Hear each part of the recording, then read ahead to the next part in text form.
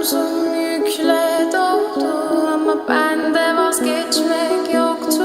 Bitmedi, bitmedi, bitirmedim. Ben özel değilim ya da öyle bir şey, ama sen varken hep böyle hissettim, böyle hissettim.